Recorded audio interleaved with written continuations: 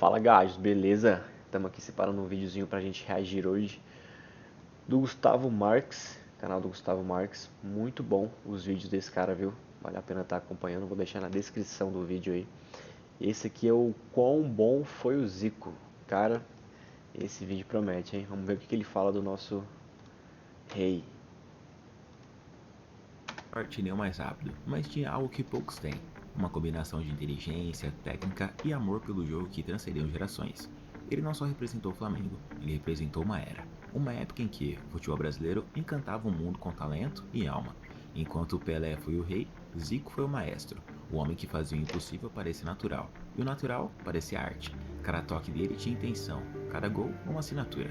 E mesmo sem uma Copa do Mundo, o nome de Zico continua ecoando, não apenas nos estádios, mas Cara, essa Copa do Mundo pesa na carreira do Zico, né? É incrível como que a gente não reconhece o quão foda esse cara foi, velho. Até o Pelé, nas últimas dele, ele falava, cara, se não fosse eu, era Zico. E muitos gringos também, ele é muito reconhecido lá fora, o cara é bizarro. E aqui no Brasil, por causa do Flamengo, provavelmente, né? a memória de quem viu o futebol ser jogado com pureza e paixão. O nosso convidado é um dos maiores jogadores da história do futebol mundial. Para mim, está entre os 5 melhores 10 de todos os tempos. O maior ídolo da torcida. Não, de melhor um dos maiores. 10. Melhor 10 é top 3 fácil. Pelé. Vamos botar o Maradona e o Zico ali. É. Clube do mundo, que é o Flamengo. Zico.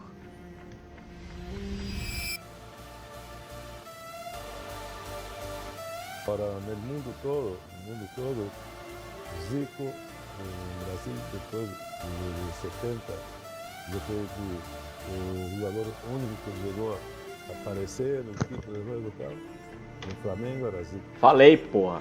Zico, para mim, depois do Pelé, foi o maior jogador do mundo. Do you have some favorite Brazilian players or something? Zico, number 10. Romário, Ronaldo, Ronaldinho, tudo fã do Zico. Zico bota todo mundo no bolso. Todos eles, quando vê Zico, tudo treina. Eu acho que até o Pelé treina com o Zico. Ser o último lance do jogo. Zico para a cobrança. Partiu Zico, bateu no capricho. Tentativa com Careca. Pintou, ganhou, invadiu. Olha o gol, olha o gol. Gol!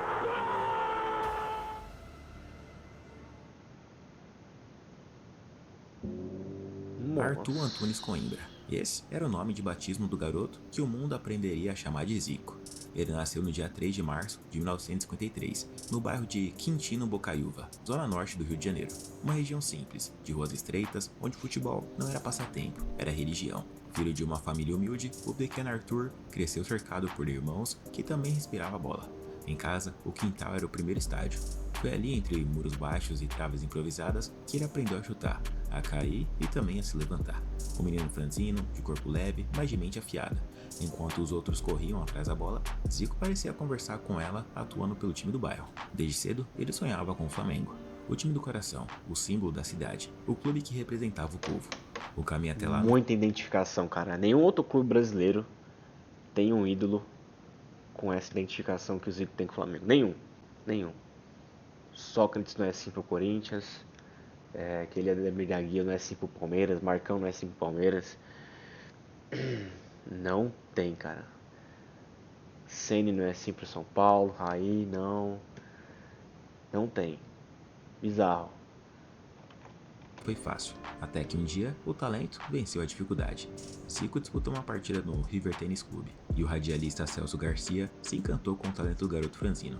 O menino de Quintino marcou 10 dos 14 gols de seu time na vitória por 14-1.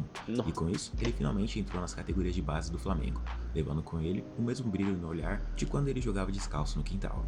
E ali, em silêncio, começava a nascer uma lenda.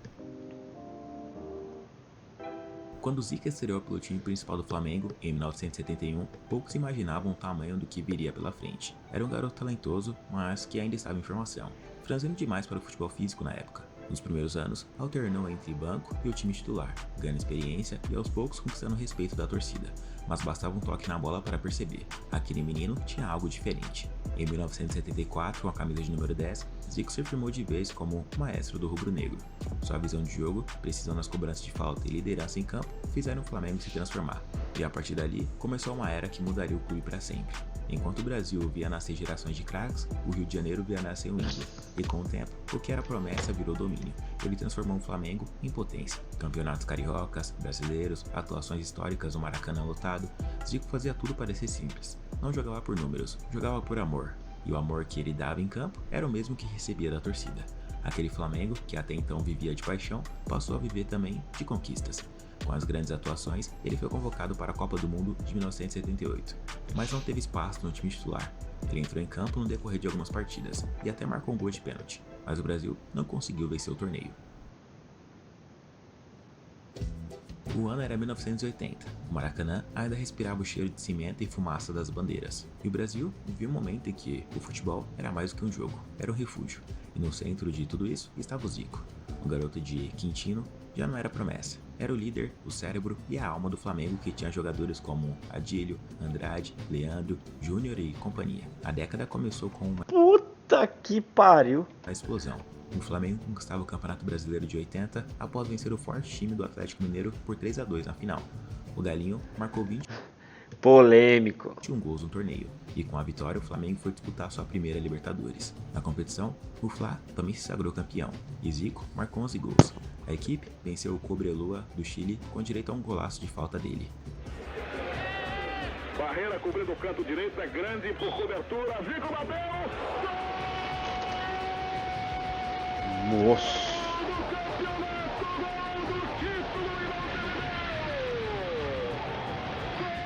Com a vitória, a equipe foi disputar o Mundial de Clubes contra o poderoso Liverpool, que havia vencido 5 campeonatos ingleses e 3 Champions League àquela altura.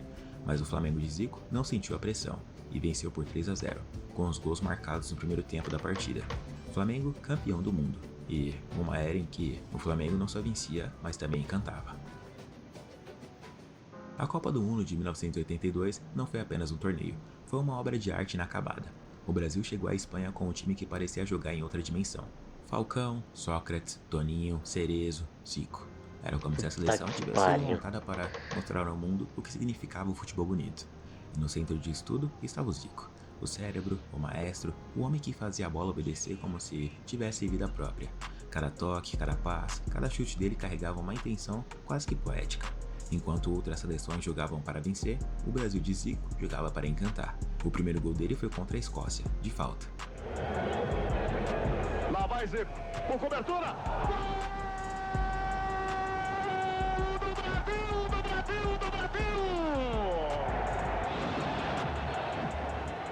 Contra a Nova Zelândia, ele marcou 2, o primeiro de voleio, um golaço.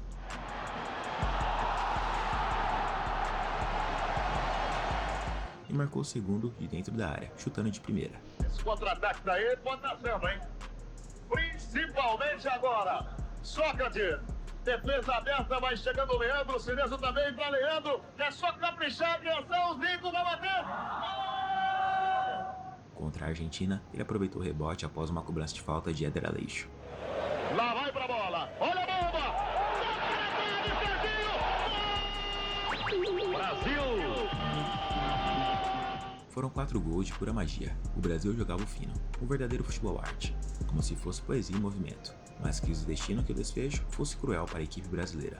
Naquele 5 de julho, em Barcelona contra a Itália de Paulo Rossi, o futebol mais bonito do mundo encontrou a frieza do resultado. Essa Itália aí também era por 3-2. braba. O mundo inteiro sentiu como se algo precioso tivesse escapado pelos dedos. Zico foi completamente anulado e não conseguiu render, mas saiu de campo com a cabeça erguida, porque mesmo derrotado ele sabia. A história nem sempre é escrita por quem vence, mas por quem marca a alma de quem assiste.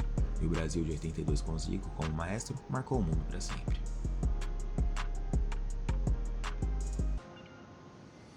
Em 1983, após conduzir o Flamengo ao terceiro título brasileiro, ele deixou a equipe pela primeira vez. O destino? A Udinese da Itália. E se o Brasil o via como um artista, os italianos descobriram isso da forma mais clara possível. Em pouco tempo, ele transformou um time comum em espetáculo. Os estádios da Série A lotavam só para vê-lo tocar na bola. Em um país apaixonado por tática e disciplina, Zico levou poesia. Ele chegou com status de rei, mas manteve a sua humildade.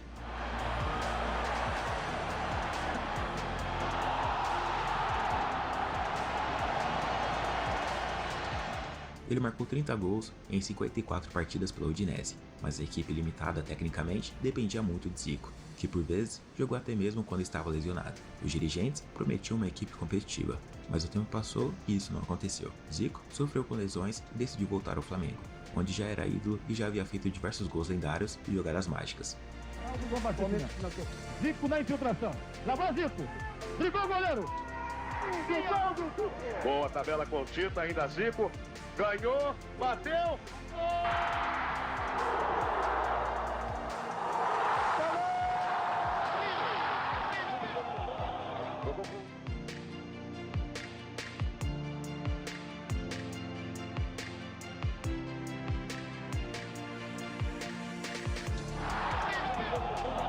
Jogou com o Lico, de novo pra Zico. Vai bater pro gol, bateu. Rolou no meio, Zico. E o gol!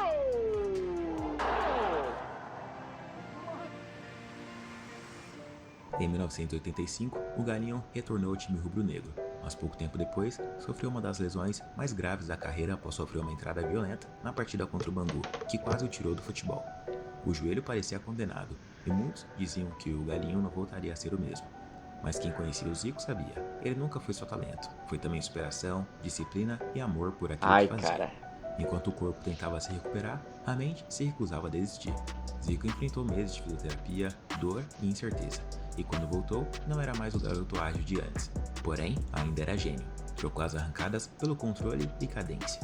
Em 1986, em um Fla-Flu que marcou Sócrates no Flamengo, Zico deu um show, marcou 3 gols, sendo um deles de falta.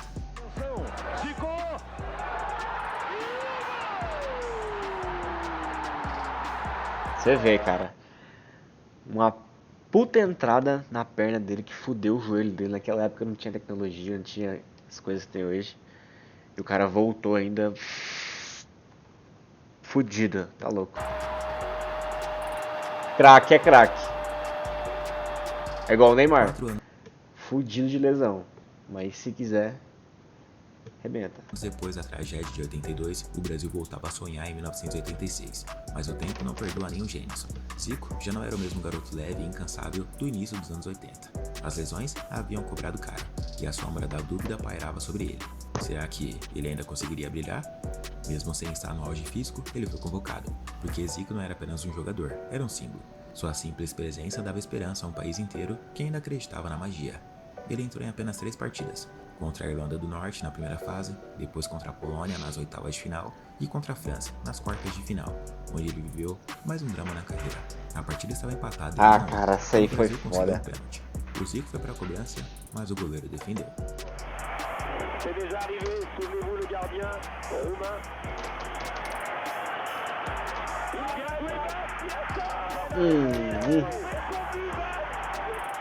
A partida terminou empatada e foi para os pênaltis, e o Brasil foi eliminado. Em 1989, após um período conturbado de altos e baixos, Zico decidiu parar em grande estilo. Ele marcou um golaço de falta na vitória por 5-0 sobre o Fluminense e se despediu dos gramados, temporariamente. Outro lado, Zinho também colocado, preparado o Galinho de direita, bateu lá dentro.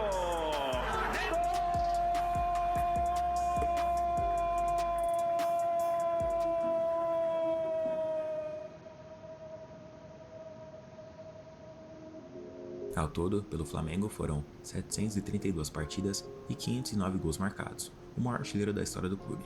A temporada mais impactante foi a de 1979, onde em 70 jogos ele marcou 81 gols. O fim de Zico no Flamengo não foi uma despedida meio de campo, foi o adeus de um rei ao seu povo. Foram mais de 10 anos de glórias, títulos e uma conexão que ultrapassou o futebol. Porque Zico não era só o camisa 10, ele era o símbolo de um tempo, um homem que transformou o Flamengo em uma religião dentro dos estádios, mas o destino ainda guardava um novo palco. Quando muitos achavam que o fim da carreira de Zico seria apenas uma despedida simbólica, ele fez o que sempre fez, surpreendeu. Em 1991, aos 38 anos, o Galinho deixou o conforto do Brasil e foi para um lugar onde o futebol quase não existia, o Japão.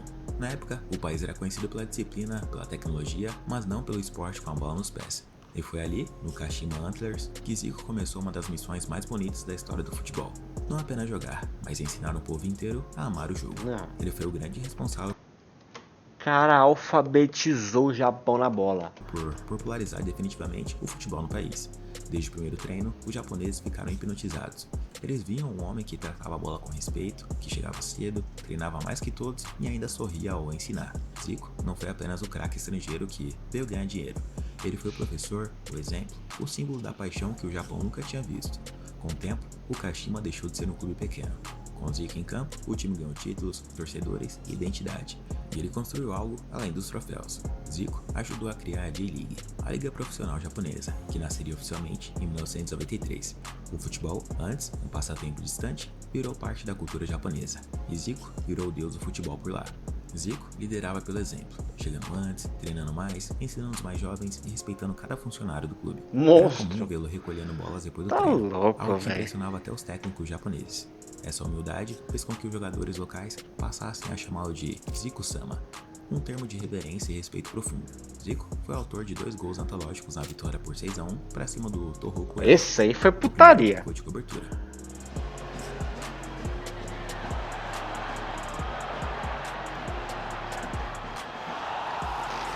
Não, de chaleira, pô. Já o segundo foi ainda mais especial. Ele chutou com o famoso golpe de escorpião.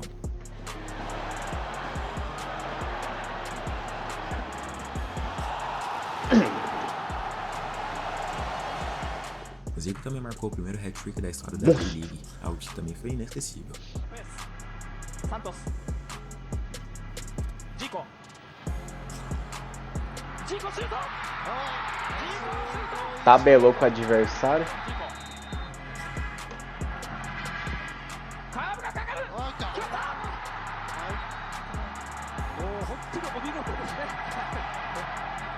Mano do céu.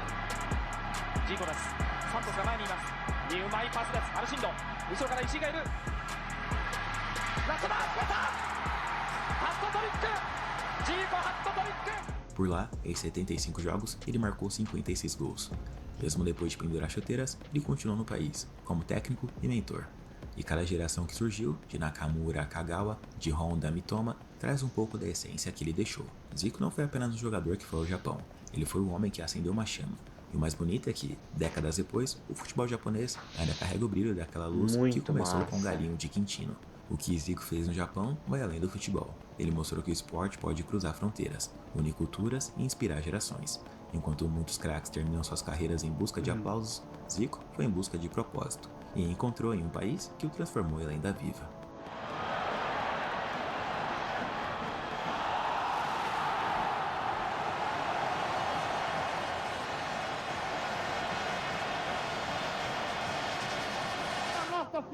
Se aproximar de alguém. Serviu, Zico. Livrou da marcação do primeiro. De segundo, invadiu. Percebam aí, já toca pro Zico. Tiro saiu, Brasil!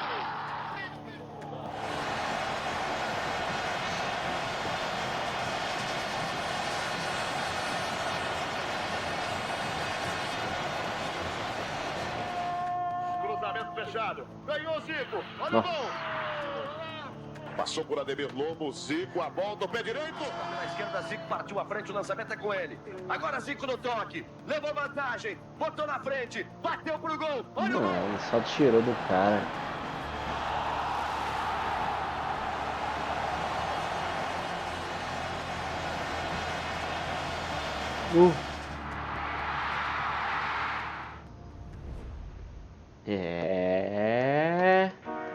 A história de Zico é daquelas que o tempo não apaga.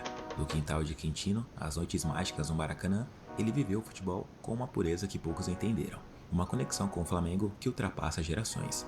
Ele transformou o clube em um império, liderou o Brasil em Copas do Mundo e levou o futebol japonês a nascer de verdade. Zico foi o craque dentro e fora de campo. Foi o camisa 10 que não só encantava com gols e passes, mas com caráter, humildade e amor pelo jogo.